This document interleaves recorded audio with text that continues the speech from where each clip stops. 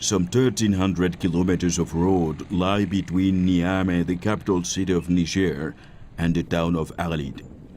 As you drive via the northern desert city of Agadez, you find that much of the road is unpassable. A river, the French nuclear group, has been involved in mining operations here for the last 45 years.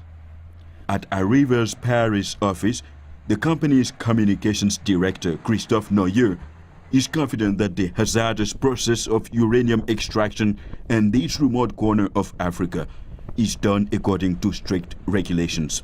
D'abord, il faut rappeler que pour fonctionner, nos mines ont besoin de conventions minières qui sont mises en place sous l'égide des autorités nigériennes, donc qui vont fixer le cadre légal de fonctionnement. Et puis ensuite, il y a, lors de la phase de fonctionnement des mines, un certain nombre de contrôles réalisés par des organismes indépendants, donc à la fois sous l'égide de l'État du Niger et puis d'autres organismes, afin de montrer que tout cela est conforme à la réglementation.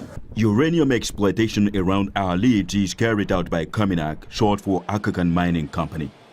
It extracts uranium ore from underground more than 250 meters down.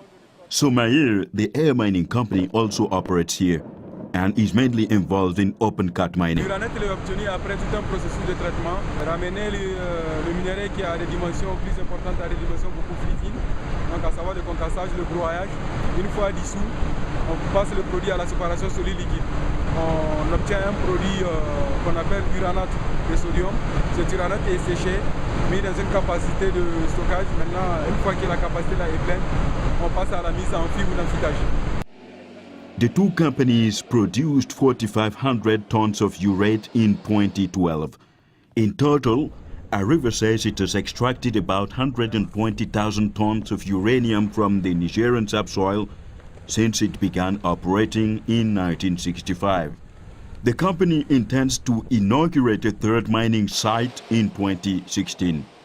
The site in Imoraren is projected to produce 5,000 tons annually. 130,000 people live in Arlit, which is home to the two mining companies. Arlit is a city with two sides. The mining district, also known as Petit Paris, and the populous district where locals live in precarious conditions.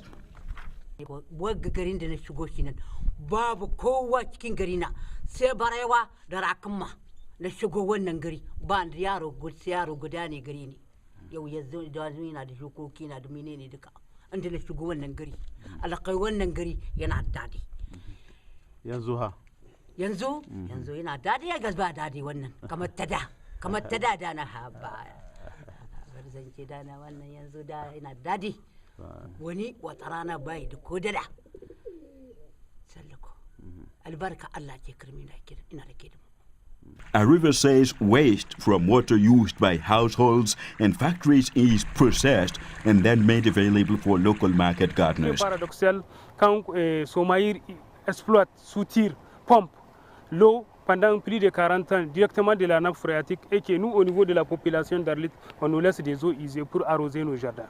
Nous pensons que c'est déplorable et que cela porte atteinte à la santé de la population de la région d'Agadez et de la ville d'Arlit en particulier. Here we can see sediments of chemical products after the soil dried up in the wake of floods from water in the pond. The chemicals are sulfur and caustic soda. They are unintentionally discharged into the city from truck loads of earth regularly shipped to the mining sites. The discarded soil with a low uranium content that is cast over from the factories is used by locals for building houses. Scrap metal from the factories finds its way onto the market despite having radioactivity levels above normal, which is a serious concern for civil society activists. They invest time in finding ways to prevent the population being contaminated.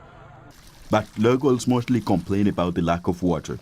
And in fact, it is easier to get contraband petrol from Algeria than water in Arlit.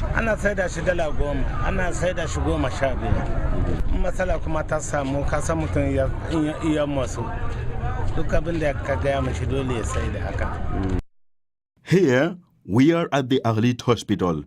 A laboratory assistant tells us that patients admitted here most often complain of dust-related diseases.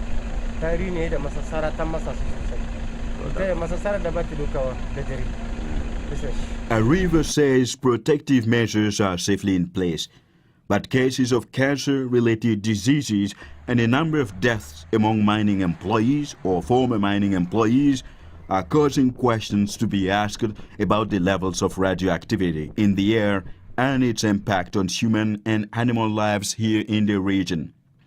The charity Greenpeace, in a 2010 report, rang an alarm bell about what it called contamination everywhere in the town of Arlit.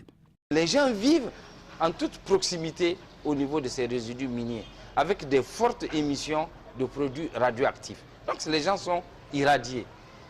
Troisièmement, mais ce n'est pas l'arrosage et l'abattage, ce qu'ils appellent l'abattage des poussières là.